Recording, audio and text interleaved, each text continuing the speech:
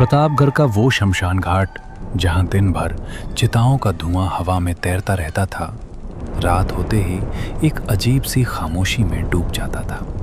रोहन उसी शमशान घाट के एक कोने में बनी टूटी फूटी झोंपड़ी में रहता था। उसका काम था मुर्दों को जलाना और शमशान की देखरेख करना। गरीबी की काली चादर ने उसे इस कदर जकड़ रखा था कि कभी कभी उसके घर में शाम को नमक खरीदने तक के पैसे नहीं होते थे। वो शमशान के ठंडे पत्थरों पर बैठा हुआ सूखी रोटियां चबा रहा था। तभी उसका पुराना दोस्त विक्रम धीरे धीरे कदमों से चलता हुआ उसकी तरफ आया। विक्रम के चेहरे पर एक अजीब सी रहस्यमयी चमक थी और वो चारों तरफ देखते हुए कदम बढ़ा रहा था ताकि कोई उसे देख न ले। सुन रोहन, इधर आ। जरा इस सूखी रोटी को रख और मेरी बात ध्यान से सुन। एक ऐसी बात बताता हूं जो सिर्फ तेरे और मेरे बीच ही राज रहेगी। तेरे घर वालों तक इसकी जरा सी भी भनक नहीं लगनी चाहिए। क्या बात है विक्रम? तू इस वक्त रात के अंधेरे में यहाँ शमशान में क्या कर रहा है? और ऐसी कौन सी बात है जो तू छुपाने को कह रहा है? मेरी जिंदगी में वैसे ही दुखों का पहाड़ टूटा हुआ है। वही तो कह रहा हूं भाई। अगर तू मेरी बात मान गया तो तेरे घर पर हमेशा पैसों की बरसात होगी और तू इस गरीबी की दलदल से हमेशा के लिए बाहर निकल जाएगा। फिर तुझे इस तरह सूखी रोटियां नहीं चबानी पड़ेंगी। विक्रम भाई, या जो भी तू कह रहा है, तू कैसी बातें कर रहा है? क्या मेरी गरीबी का मजाक उड़ा रहे हैं आप लोग? मेरे पास तो नमक खरीदने तक के पैसे नहीं रहते और मैं भला पैसों के ढेर में कैसे बैठूंगा? मुझे मत बहका विक्रम। मेरी किस्मत में सिर्फ ये मुर्दों की राख ही लिखी है। अरे बेवकूफ, मैं तेरा मजाक नहीं उड़ा रहा। मैं जो कह रहा हूं उसे ठंडे दिमाग से सोच। आजकल एक अंधेरा काम चल रहा है, एक ऐसा धंधा जिसमें रातों रात लोग अमीर बन रहे हैं। और जो काम तू यहाँ करता है उसी वजह से मैंने तुझे चुना है। ये काम मुर्दों से जुड़ा है, बाकी तू खुद समझदार है। और हाँ, लावारिस लोगों से जुड़े काम में तुझे सबसे अच्छी कीमत मिलेगी। क्या? लावारिस लाशें? मुर्दों से जुड़ा काम? तू होश में तो है विक्रम? मैं यहाँ मुर्दों को मुखाग्नि देने में मदद करता हूँ, उनका सौदा नहीं करता। अरे ओ धर्मात्मा, अगर तू ये काम ठीक से कर पाया तो तू पैसों पर राज करेगा और फिर कभी गरीब नहीं रहेगा। तेरी 7 पीढ़ियां बैठकर खाएंगी। सोच ले, या तो इस शमशान में जिंदगी भर मुर्दे जलाते हुए खुद एक दिन राख हो जा, या फिर मेरी बात मानकर अपनी किस्मत बदल ले। लेकिन मैं तो सिर्फ मुर्दों को जलाता हूँ और उनके साथ उनके घर वाले भी आते हैं। पूरी भीड़ होती है वहाँ। ऐसा मौका मुझे कैसे मिलेगा? कोई अपनी लाश को छूने भी नहीं देगा। अब वो तेरी दिक्कत है भाई। मैंने तो तुझे रास्ता बता दिया। करना है तो कर, नहीं तो मैं किसी और को ढूंढ लूंगा। वैसे भी पैसे की ज़रूरत सबको है। सुन, अगर तेरा इरादा बदले तो पश्चिम विहार कोठी के पीछे वाले जंगल में एक झोपड़ी है। वहीं मैं और मेरे लोग रहते हैं। तेरे जैसे और लोग भी आते हैं वहाँ और अपना काम आगे बढ़ाते हैं। अगर तुझे आना है तो रात 12 बजे के बाद आ जाना। और हाँ, याद रखना, अगर ये बात किसी को पता चली तो तेरे लिए अच्छा नहीं होगा। नहीं, मैं किसी को कुछ नहीं बताऊं। विक्रम के जाने के बाद रोहन रात भर शमशान में घूमता रहा। नियति का खेल कहें या लालच का गहरा असर, सिर्फ 5 दिनों के अंदर ही एक लावारिस लाश मिल गई। रोहन ने चुपके से उस लाश का सौदा विक्रम के आदमियों से कर दिया। वो रात के अंधेरे में शमशान की सूनी सड़कों पर तेज कदमों से चलता हुआ अपने घर की तरफ जा रहा था और नोटों को बार बार छू कर देख रहा था। इतना सारा पैसा मैंने अपनी जिंदगी में कभी नहीं देखा।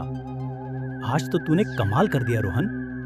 नहीं रोहन, ये पैसा नहीं है, ये तो मेरी नई जिंदगी है। अब मुझे किसी के आगे हाथ फैलाने की जरूरत नहीं। पैसों की उस चकाचौंध ने रोहन के भीतर की इंसानियत को धीरे धीरे खत्म कर दिया। उसके अंदर एक ऐसा खूंखार लालच जाग गया जो अब सिर्फ और सिर्फ लाशों की तलाश में रहता था। अब वो सीधा साधा रोहन नहीं रहा था जो हर वक्त इस ताक में रहती थी कि कब कोई मरे और कब उसे पैसा मिले। एक लाश से इतना मिला तो अगर रोज एक लाश मिले तो मैं कहां पहुंच जाऊंगा? लेकिन रोज लावारिस लाश कहां से आएगी? अगली लाश का इंतजाम कैसे करें? क्या करूं मैं? सोचते सोचते उसके दिमाग में एक अजीब और भयानक सा ख्याल आया। उसने शमशान से सटे हुए पुराने कब्रिस्तान की तरफ देखा, जहां सदियों पुरानी कब्रें बनी हुई थीं। कब्रिस्तान में ढूंढने पर तो कई पुराने अवशेष मिल जाएंगे जो अब सिर्फ कंकाल बन चुके होंगे। भले ही उनके लिए विक्रम कम दाम दे, पर कुछ ना कुछ तो मिलेगा ही। और क्या पता वहाँ ढूंढते ढूंढते कोई ताज़ा मौका भी मिल जाए, कोई नई कब्र मिल जाए। दिन बीतते गए और रोहन को अब किसी भी प्रकार की कमी नहीं थी। उसका ये अंधेरा धंधा दिन दुगनी और रात चौगनी तरक्की कर रहा था, लेकिन उसका दिल और गंदा होता जा रहा था। उसके घर के पास एक बहुत बड़ा और गहरा तालाब था। उस तालाब के उस पार कुछ घरों की एक छोटी सी बस्ती थी। एक शाम जब सूरज ढल चुका था और चारों तरफ धुंध छा रही थी, रोहन अपने घर के बाहर तालाब के किनारे टहल रहा था। तभी अचानक तालाब के उस पार से तेज तेज चिल्लाने और चीखने की आवाजें आने लगी। रोहन ने अपने कान खड़े किए और तालाब के किनारे किनारे तेज कदमों से उस बस्ती की तरफ बढ़ने लगा, ताकि देख सके कि माजरा क्या है। रास्ते में उसे गांव का एक आदमी नरेंद्र मिला। अरे नरेंद्र भाई, क्या बात हो गई? उधर बस्ती में इतना हल्ला क्यों मचा रखा है? ये चीख पुकार कैसी है? कौन चिल्ला रहा है इतनी जोर जरा से? अरे रोहन भाई, ये आवाज राजन की थी। वो अपने पिता मोतीलाल से बुरी तरह झगड़कर खुद को नुकसान पहुंचाने जा रहा था। कह रहा था कि मैं जान दे दूंगा। अच्छा, फिर क्या हुआ? क्या उसने सच में कुछ कर लिया? नहीं नहीं, उसके बाप मोतीलाल ने उसे अच्छे से लपेट दिया, मतलब डांट डपट कर शांत किया। और फिर हम सब गांव वालों ने मिलकर मामला शांत करा दिया। अगर बात ज्यादा बढ़ती तो हम लोग उसे संभाल लेते। अब वो अपने घर के अंदर है। धत तेरे की, साला सारा काम खराब कर दिया इन गांव वालों ने। अगर वो मर जाता तो कितना अच्छा होता। मुझे बिना किसी मेहनत के एक ताजा मौका मिल जाता। उसी घटना वाले दिन रात के घने सन्नाटे में रोहन अकेला किसी भटकती आत्मा की तरह शमशान और तालाब के आसपास मंडरा रहा था। तभी अचानक उसकी नजर शमशान के किनारे बने उसी गहरे तालाब पर पड़ी। वहां आसमान में धुंधले चांद की रोशनी में कोई था जो शायद बहुत ज्यादा नशे में था और लड़खड़ा रहा था। वो शख्स इस तरह लड़खड़ा रहा था मानो किसी भी क्षण वो गहरे पानी में गिर जाएगा। तालाब के बिल्कुल किनारे तक पहुंच गया और वहीं रुककर पानी को देखने लगा। अब रोहन के सिर पर लालच और वहशी गुस्सा सवार हो चुका था। उसे लगा कि अगर राजन यहां से वापस लौट गया तो उसके हाथ से लाखों रुपए चले जाएंगे। उसने बिना सोचे समझे अपनी चाल तेज की। वो भागते हुए राजन के बिल्कुल पीछे पहुंचा और बिना एक पल गवाए उसने राजन की पीठ पर जोर से लात मारी। राजन सीधे तालाब के गहरे और ठंडे पानी में जा गिरा। शराब के नशे में होने के कारण वो तैर नहीं पाया और कुछ ही पलों में पानी की सतह शांत हो गई। रोहन को अब एक नया और बिल्कुल ताजा मौका मिल चुका था, पर जैसे ही वो लाश को पानी से निकालने के लिए आगे बढ़ा, तुरंत उसके दिमाग में एक भयानक बात आई और वो एक पल के लिए वहीं ठिठक गया।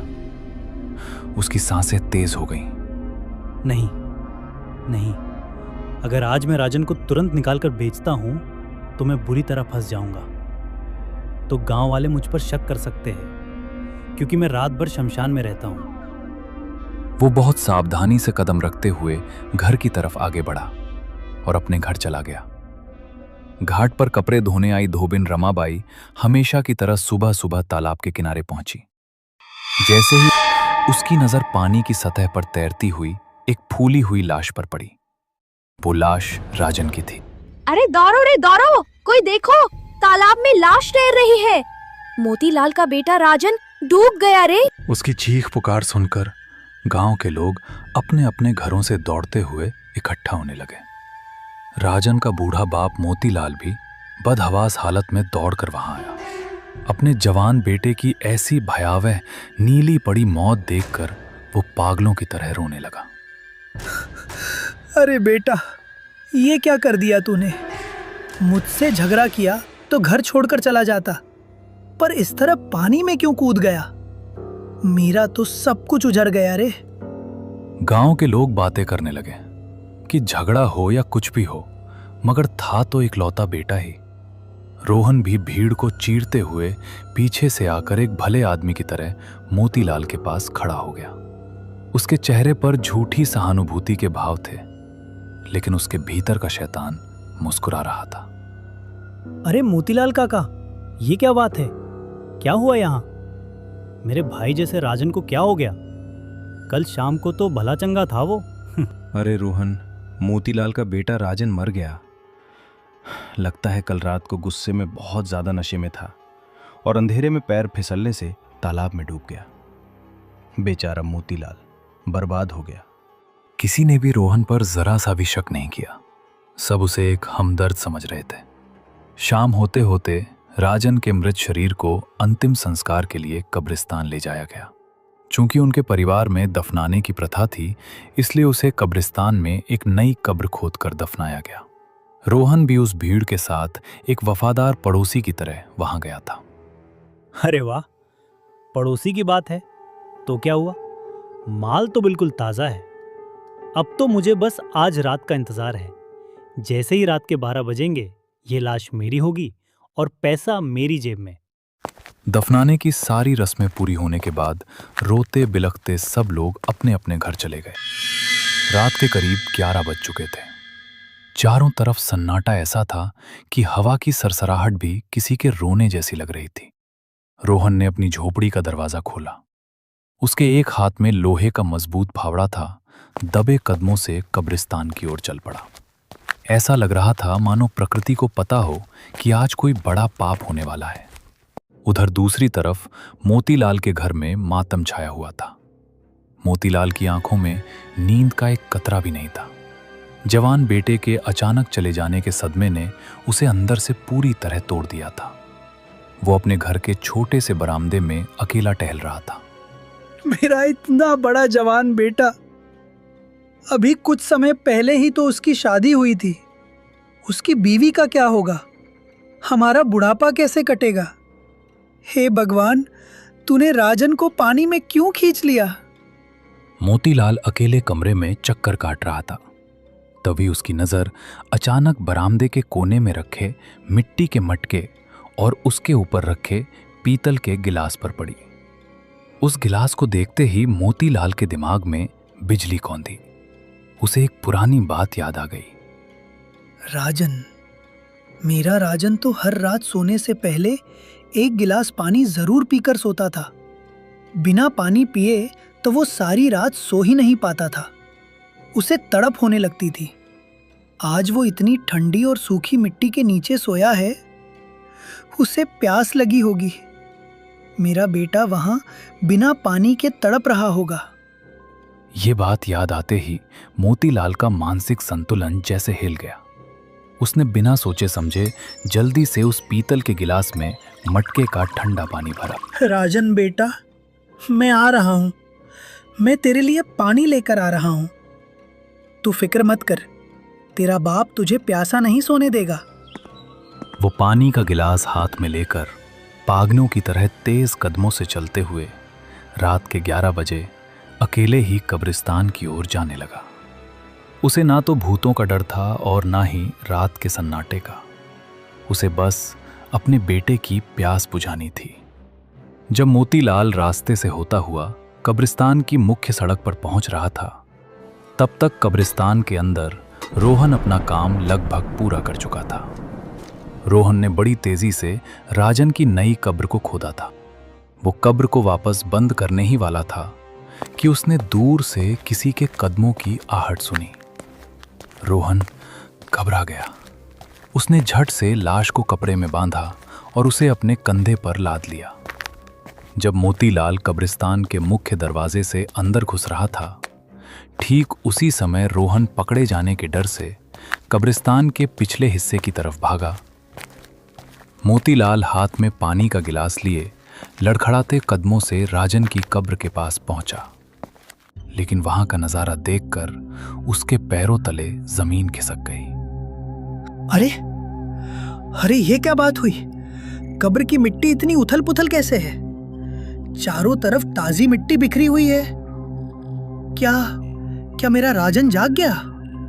क्या वो पानी पीने के लिए कब्र से बाहर आ गया?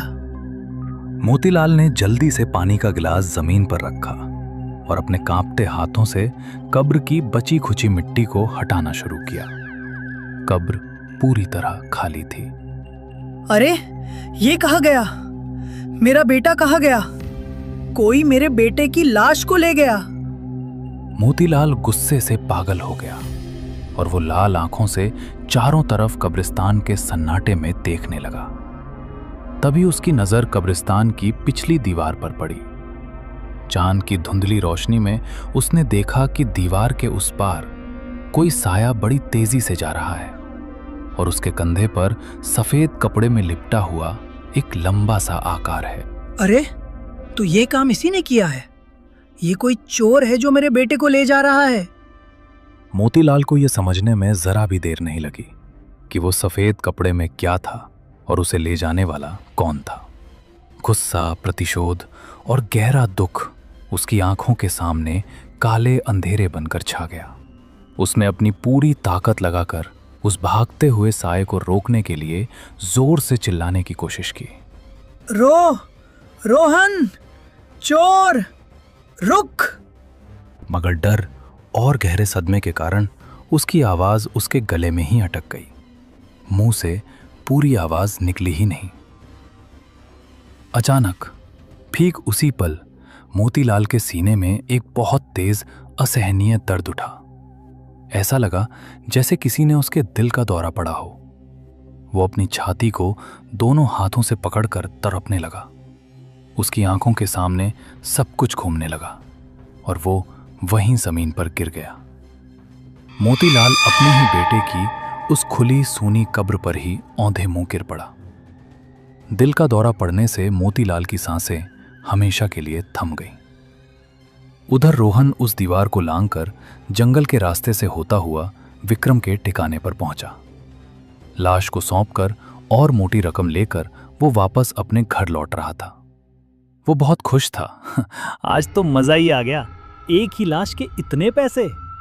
मेरे हाथ भले ही गंदे हैं, मेरी नीयत भले ही इससे भी ज्यादा गंदी है, पर मेरा ज़मीर बिल्कुल साफ है, क्योंकि पैसा सब कुछ साफ कर देता है। अब मैं इस गांव का सबसे अमीर आदमी बनूंगा। अगले दिन सुबह जब गांव के लोग मोतीलाल को ढूंढते हुए कब्रिस्तान पहुंचे तो वहां का नजारा देखकर सब हैरान रह गए। बेटे की कब्र खाली थी और उस खुली कब्र के ऊपर बाप मोतीलाल का मृत शरीर पड़ा था। पूरे गांव में थू-थू होने लगी कि कोई नीच इंसान लाश चुरा ले गया। सबने मिलकर सलाह की और मोतीलाल के शव को उसी खुली हुई कब्र में दफना दिया, क्योंकि उनके पास और कोई रास्ता नहीं था। इस घटना के बाद रोहन की चांदी हो गई। वो अंदर ही अंदर बहुत खुश था। रोहन को अब सिर्फ और सिर्फ रात का इंतजार रहता था। उस सुनसान डरावनी जमीन पर रोहन हाथ में अपना फावड़ा लिए अकेला चल रहा था। तेज बारिश हो रही थी और कब्रिस्तान की मिट्टी पूरी तरह गीली और दलदली हो चुकी थी। आज मौसम बहुत खराब है, जल्दी काम करता हूँ और यहाँ से निकलता हूँ। आज विक्रम ने एक बड़ी पार्टी से सौदा किया है। आज तो बहुत अच्छा पैसा मिलेगा। इस बूढ़े मोतीलाल की कब्र को खोद कर निकाल लेता हूँ।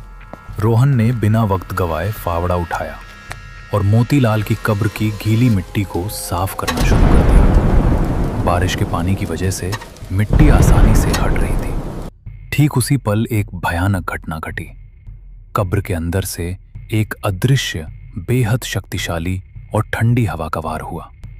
उस अदृश्य वार के झटके से रोहन हवा में उछला और कब्र से कई फीट दूर जाकर पत्थरों पर गिरा। ये क्या था? किसने मारा मुझे? उसका पूरा शरीर डर के मारे सुन्न पड़ गया। उसने कांपते हुए अपनी नजरें उठाकर उस कब्र की तरफ देखा।